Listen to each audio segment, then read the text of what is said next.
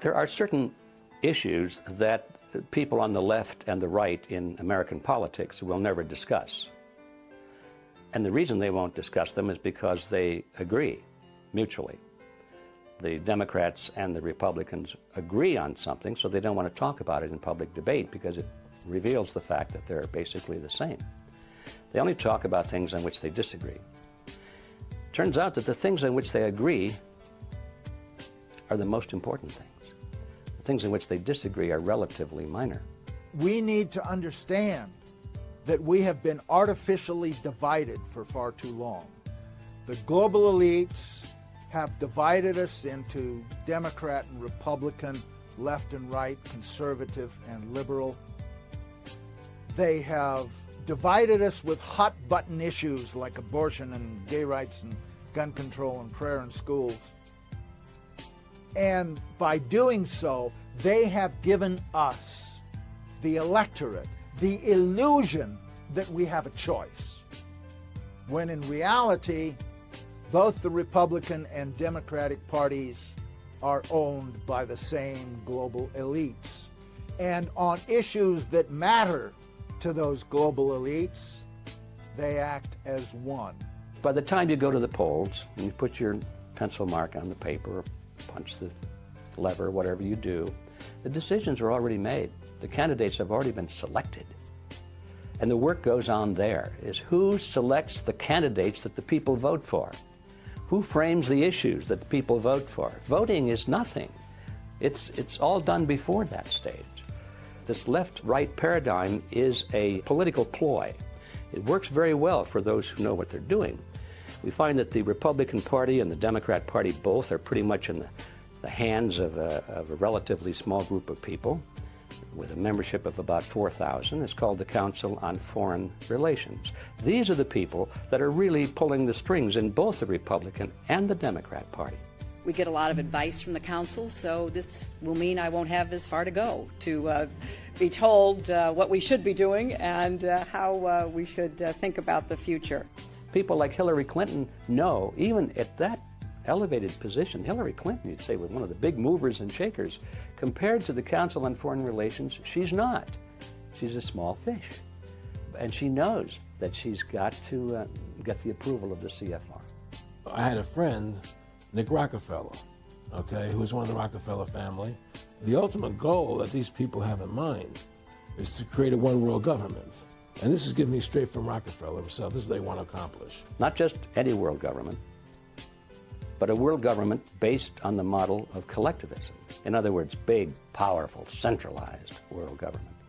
If it were a world government based on the principles of freedom and freedom of choice, freedom of culture, low intervention, if no intervention in the lives of normal human beings, it might be a wonderful thing, but that's not the kind of world government the left and the right have in mind.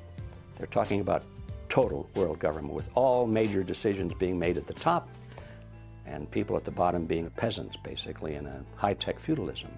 In a brief video introduced by the United Nations Secretary General Boutros Boutros-Ghali and containing some exceptional footage, the connection between the United Nations, New York City, and the Rockefeller Foundation is clearly drawn. The future of this country and the lives of our children and our children's children are interwoven with the success of the United Nations. In it lies the hope of the people of the world. My father considers it a privilege to have had a part in the development of its permanent home. I'm glad to hand you, Mr. Lee, my father's check. Thank you, Mr. Rockefeller. For every single department of government you have on a federal, local, county, state, provincial level, the United Nations had an equivalent department to deal with everything. It was already set up, in fact, to be global government. H.G. Wells said at the League of Nations, which was the embryo for the United Nations, he said, this is the nucleus of the world governments, when eventually all laws will come from there, be passed and signed into law by treaty of all the member countries. Eventually, we won't even have to go through the farce, and that's what it is, of voting in parties or candidates, because in the latter part of the 20th century and now into the 21st century, we're being trained, rather obviously, to simply accept rule by experts, rule by scientists, rule by professionals, and that's what they mean when they call governance. 2009 is also the first year of global governance, with the establishment of the G20 in the middle of the financial crisis. The climate conference in Copenhagen is another step towards the global management of our planet. By order of the City Minister of Chief Police, I hereby declare this to be an unlawful assembly. If people would just engage a few more brain cells, open the eyes and look, they will see the scale of fascism, no other word for it, that we are being subjected to today. My friendship with Nick Rockefeller was one where we expressed ideas to each other and thoughts and philosophies, and he wanted me to become part of what they were doing and for me to become a member of the CFR. And I used to say to him, what's the point of all this? You have all the money in the world you need. You have all the power you need. What's the point? You know, what's the end goal? And he said the end goal is to get everybody chipped, to control the whole society, to have the elite people controlling the world.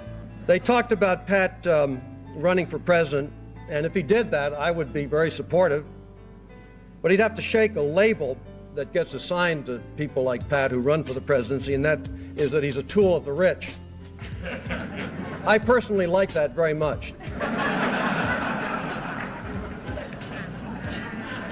My father told me that's the way the system is meant to work.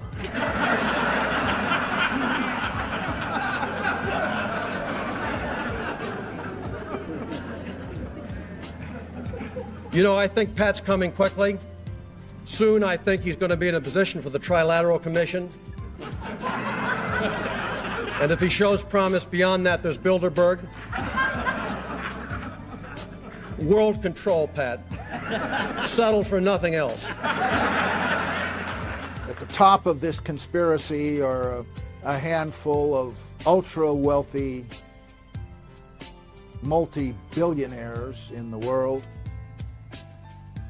Some of them have been conspiring for more than a century.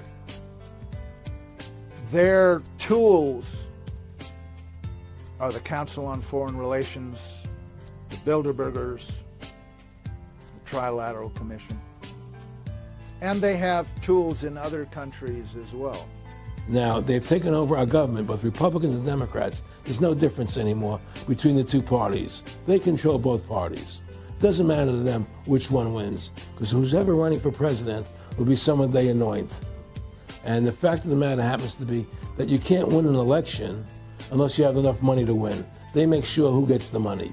And they've even written about it. There's a fellow by the name of Carroll Quigley, and he wrote several books about this group of people and their origins and their roots coming from Europe and England in particular. And he comes to a very interesting point in one of his books where he says, okay, this is the way the real world is. He said, how is it that we collectivists, we elitists, how can we rule the world when at the same time we want to let the average person think that they're living in a, quote, democracy? And he answers the question brilliantly. He said, it's very simple. You've got to have two major political parties, and they'll both have the same major goals, the same basic fundamental principles, and they'll argue with each other on the surface with slogans and leadership and style and all of that sort of thing. He said, but we will control them both. There's the strategy. There's the whole scam behind this left-right paradigm. When you understand this history and this reality, you look at it and you say, well, yes, we've got a left wing and a right wing, but they're just opposite wings of the same ugly bird. And we have our cheerleaders, you know, the news commentators and the talk show hosts on the left and on the right, and they frame the debate. They won't let the American people debate the real issues. They won't let them even think about the real issues, which are we going to keep American sovereignty or not? Are we going to let the Federal Reserve System, which is a banking cartel, continue to run our government or not? They won't let us talk about those things. That tells you there's the evidence that it's controlled. The owners of this country are the voters of this country. You're wrong about that, my friend. Aren't the owners of this country the voters in this country who elected George Bush? No, they're not. Listen, politics, these elections are a charade. It is a charade. Oh, okay. They are meant to, well, I'll tell you, listen, just listen for a minute. Learn a little something. The elections and politicians are in place in order to give Americans the illusion that they have freedom of choice. You don't really have choice in this country. This is not a party issue. This is not a left-right issue.